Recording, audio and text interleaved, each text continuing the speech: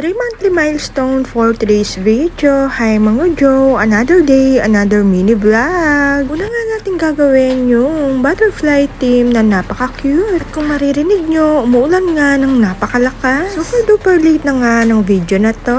Medyo sinipag na nga tayong mag voice over ng very light. Ito nga si client ay first time nga sa atin. Rinakomenda lang tayo ni Miss Carmela. Thank you po. By the way, para po sa kaalaman ng lahat, kapag nag-order po kayo ng monthly milestone ng inyong baby, sa loob ng 1 to 11 months, pagdating po ng 12 months or 1 year old, libre na lang po yung matatanggap nyong number cake. Take note, 1 to 11 months po ha. Baka magkamali po kasi yung iba ng dinig. Huy! Sinabihan nga ako ni client na ako na lang yung bahala sa magiging design ng cake niya. Pero nag-send siya sa akin ng butterfly theme yung gusto niya. Sabi nga ako na babaguhin ko lang ng konti. Siyempre, maglalagay nga tayo dito ng edible drudges na pampaganda. Huy! Ang size pala ng cake natin ngayon is 4x3. At dahil maliit lang yung cake natin, dito na lang natin ilalagay yung mga ginawa nating fondant details sa may cake. O diba, pinagkasya talaga. At siyempre, hindi mawawala dito yung mahiwagang logo natin. At heto na nga yung final look ng cake natin.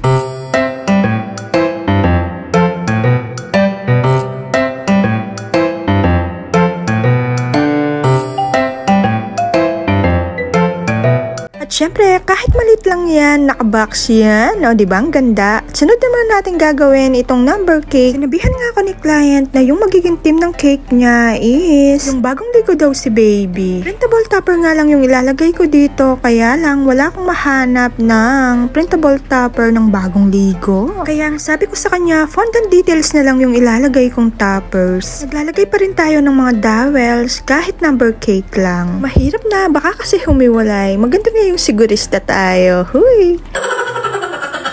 Sinabihan nga ako ni client na puro white lang yung ilalagay nating frosting sa may cake. O diba? Sino ba naman ako para tumanggi? Huy! Nung una nga naiisip ko kung maglalagay ba ako ng kulay pink. Kaya lang naalala ko nga yung sabi ni client na puro white lang daw yung ilalagay ko. At dahil puro white nga yung nilagay nating frosting, yung ginawa nating fondant details ay kulay pink. Huy! Pasaway no?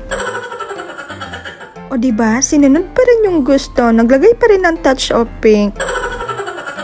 At nung sinend ko nga ito kay client, nagustuhan niya, kaya wag kayo. At para magkakulay yung cake natin, maglalagay nga tayo dito ng edible drudges. Siyempre, thank you po sa first time client natin. At heto na nga yung final look ng cake natin.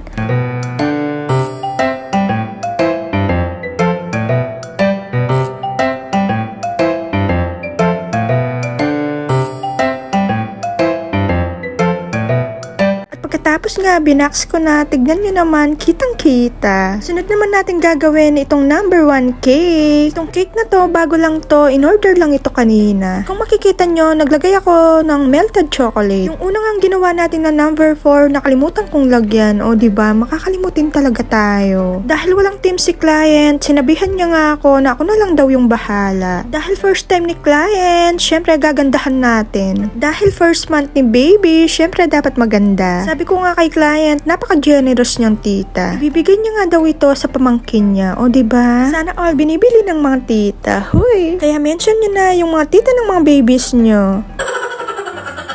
Siyempre, gusto ko muna magpasalamat sa ating client na si Miss Renalyn from Susuba. Thank you Jo for trusting Cakes by Kay. Pagkatapos ko nga ilagay yung mga fondant toppers natin, sunod naman nating ilalagay yung mga edible drudges natin na kulay gold. Nagagandahan nga ako kapag naglalagay tayo ng mga edible drudges sa cake. At siyempre, hindi mawawala dito ang ating mahiwagang logo. At heto na nga yung final look ng cake natin.